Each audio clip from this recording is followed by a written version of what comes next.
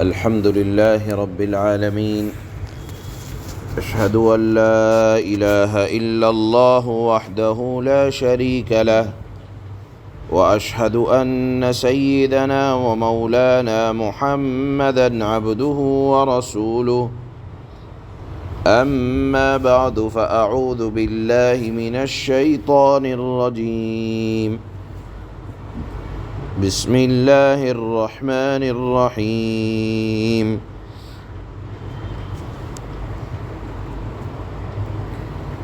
إن الذين يبايعونك إنما يبايعون الله، يد الله فوق أيديهم، فمن نكث فإنما ينكث على نفسه، ومن أوفى بما عاهد عليه الله فسيؤتيه أجرا عظيما. صدق الله مولانا العلی العظیم۔ اس آیت مبارکہ کے اندر بیعت رضوان کا ذکر ہے۔ یہ بیعت رضوان اسلام کی تاریخ میں ایک اپنا الگ مقام رکھتی ہے۔ جن حضرات صحابہ نے بیعت رضوان کے اندر شرکت کی، اسلام میں ان کا ایک الگ مقام ہے۔ یہ کون حضرات تھے؟ روایات میں آتا ہے کہ سن 6 ہجری میں اللہ کے نبی صلی اللہ علیہ وسلم نے مدینہ منورہ سے مکہ جانے کے لیے ارادہ کیا عمرے کا۔ آپ کو حدیبیہ کے مقام پر جب آپ پہنچے تو آپ نے اپنے قاصد صحابی حضرت خراش ابن امیہ خزاعی رضی اللہ تعالی عنہ کو یہ پیغام لے کر بھیجا کہ محمد صلی اللہ علیہ وسلم اپنے 1500 صحابہ کے ساتھ عمرے کا ارادہ کرتے ہیں، طواف کرنا چاہتے ہیں، اجازت دے دو۔ چنانچہ جب یہ صحابی وہاں پہنچے اور انہوں نے جا کر مکہ کے سرداروں سے یہ بات کہی کہ ہمارے رسول 1500 صحابہ کے ساتھ صرف عمرہ کرنے کا ارادہ رکھتے ہیں اور لڑائی جھگڑے کا کوئی ارادہ نہیں ہے، آپ انہیں اجازت دیں۔ لیکن مکہ والوں نے صحابی رسول حضرت خراش ابن امیہ خزاعی کے اونٹ جس پر وہ سوار تھے اس کو مار ڈالا، اور قریب تھا کہ صحابی رسول کے ساتھ برا معاملہ کرتے، ان کو قتل کر ڈالتے، لیکن آپس کے لوگوں نے بیچ میں پڑھ کر ان کو چھوڑ دیا۔ یہ واپس آئے اور آ کر اللہ کے نبی سے سارا واقعہ بتلایا کہ میرے ساتھ یہ معاملہ کیا گیا۔ اللہ کے نبی نے حضرت عمر رضی اللہ تعالی عنہ کو بلایا کہ عمر آپ جائیں اور جا کر ان کو سمجھائیں کہ میرا ارادہ لڑائی جھگڑے کا نہیں ہے، ہم تو صرف فقط بیت اللہ کی زیارت کے لیے آئے ہیں، جنگ کا خواب و خیال میں بھی ارادہ نہیں ہے۔ حضرت عمر رضی اللہ تعالی عنہ نے فرمایا کہ اے اللہ کے نبی، آپ جانتے ہیں کہ مکہ والے مجھ سے کس قدر ناراض ہیں، میرے دشمن ہیں۔ آپ یہ بھی جانتے ہیں کہ میرے قبیلے کا کوئی آدمی ایسا نہیں ہے جو مجھے بچا سکے وہاں، لہذا میری رائے یہ ہے کہ آپ میرے بجائے حضرت عثمان رضی اللہ تعالی عنہ کو مکہ میں بھیج دیں تو زیادہ بہتر ہوگا، اس لیے کہ حضرت عثمان کے وہاں خاندان والے بھی ہیں اور آپ کے قبیلے والے بھی ہیں۔ چنانچہ اللہ کے نبی صلی اللہ علیہ وسلم نے حضرت عمر کی اس رائے کو پسند فرمایا اور حضرت عثمان رضی اللہ تعالی عنہ کو بلایا اور کہا کہ جائیں اہل مکہ کو میرا یہ پیغام دیں کہ ہم عمرہ کر کے واپس چلے جائیں گے، اور وہاں جو کمزور مسلمان دبے ہوئے ہیں ان سے کہیں کہ گھبرانا نہیں، تمہارے لیے بشارت ہے۔ چنانچہ حضرت عثمان رضی اللہ تعالی عنہ حدیبیہ جس کا موجودہ مقام ہے شمیسیہ، یہاں سے نکلے اور مکہ مکرمہ میں داخل ہوئے۔ رسول اللہ کا پیام مکہ والوں کو سنایا، کمزوروں کو بشارت دی۔ سب نے، خاص طور پر ابو سفیان جو اس وقت تک مسلمان نہ تھے، کہا کہ ہم محمد صلی اللہ علیہ وسلم اور آپ کے دیگر ساتھیوں کو ہرگز مکہ میں داخل نہ ہونے دیں گے۔ تم اگر اے عثمان اگر طواف کرنا چاہو، عمرہ کرنا چاہو، تم کر سکتے ہو۔ آپ دیکھیں حضرت عثمان کا ایمان، فرمایا کہ میرا محبوب، میرے حبیب صلی اللہ علیہ وسلم جن کا قاصد بن کر میں آیا ہوں، ایسا نہیں ہو سکتا کہ عثمان طواف کر لے، ایسا نہیں ہو سکتا کہ عثمان عمرہ کر لے اور میرے محبوب محروم رہ جائیں۔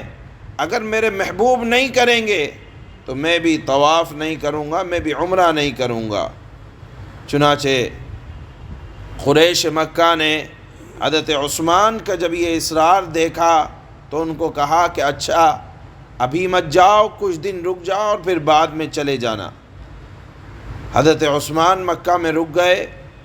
ادھر حدیبیہ کے مقام پر چونکہ اللہ کے نبی کو کچھ احساس اس بات کا تھا کہ شاید ہو سکتا ہے کہ لڑائی ہو جائے، یہ خبر مشہور ہو گئی کہ حضرت عثمان رضی اللہ تعالی عنہ کو نہ جانے قتل کر دیا گیا ہے اور آپ واپس تشریف نہیں لائے۔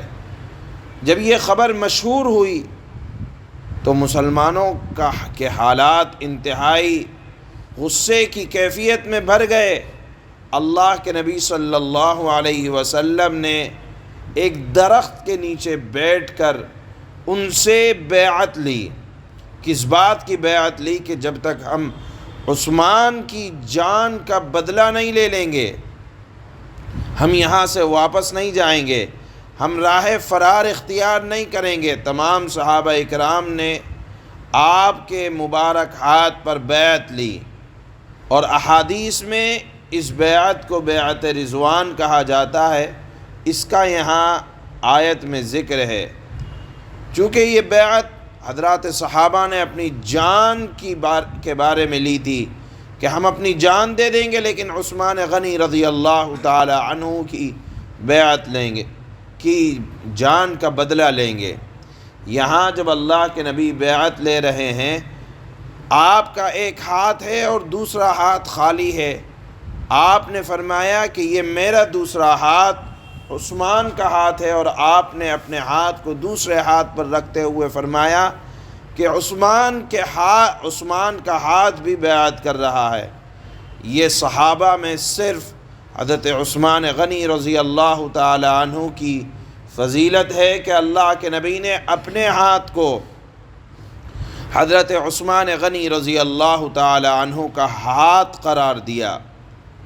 چنانچہ بیعت ہو گئی۔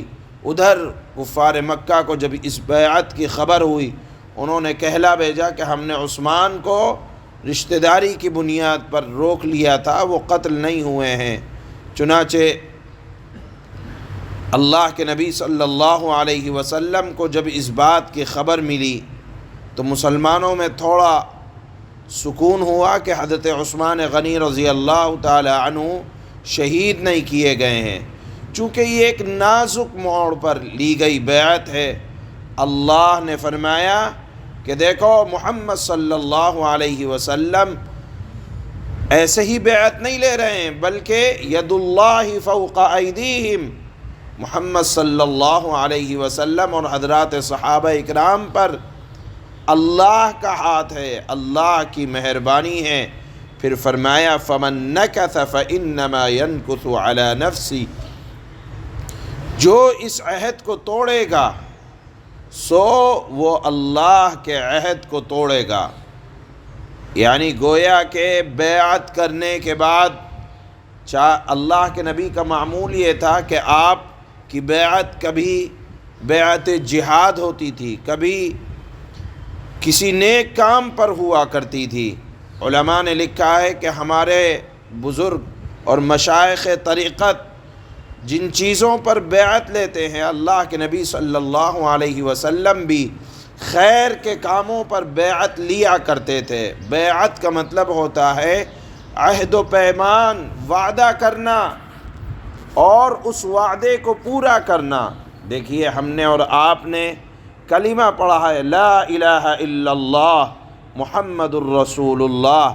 اس کا مطلب یہ ہے کہ آدمی نے اپنی زبان سے یہ اقرار کیا ہے کہ میں عہد کرتا ہوں کہ میں اللہ کے علاوہ کسی کو معبود نہیں قرار دوں گا، میں عہد کرتا ہوں کہ میں عبادت اللہ کی کروں گا۔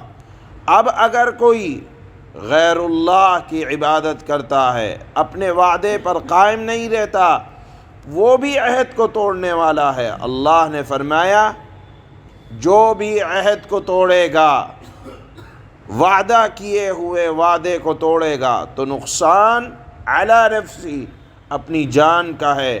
ایسا نہیں ہے کہ اگر آپ وعدہ کرنے کے بعد وعدہ توڑیں تو نقصان اللہ کا ہو جائے گا، رسول اللہ کا ہو جائے گا، ایسا نہیں۔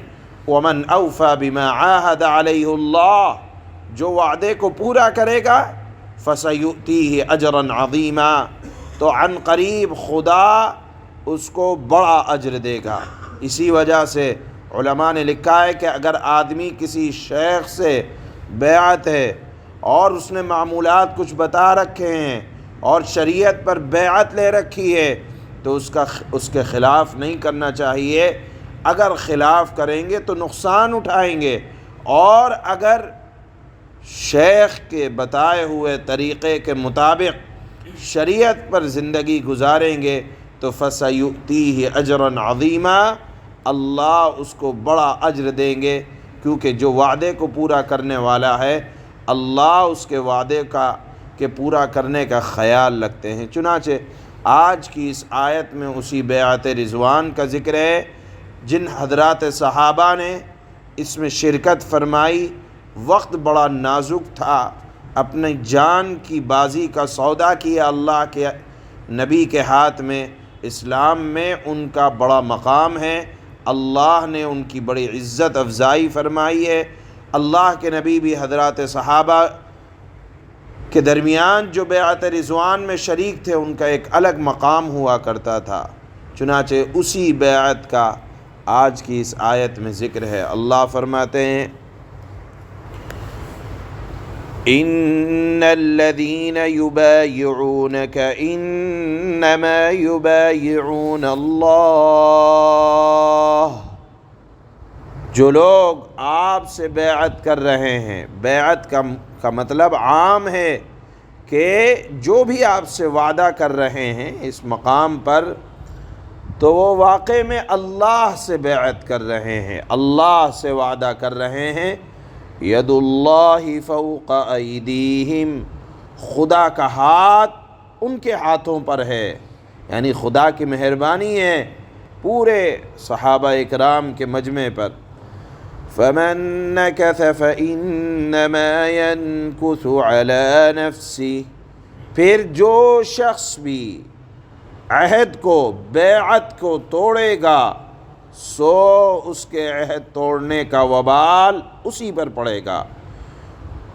وَمَنْ أَوْفَى بِمَا عَاهَدَ عَلَيْهُ اللَّهَ فَسَيُؤْتِيهِ أَجْرًا عَظِيمًا، اور جو آدمی اس بات کو پورا کرے گا، یعنی اللہ اور اس کے رسول سے کیے ہوئے وعدے کو پورا کرے گا تو کیا ہوگا؟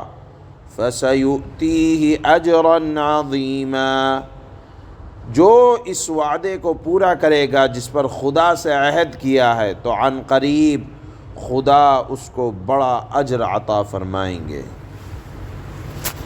سبحان اللہ۔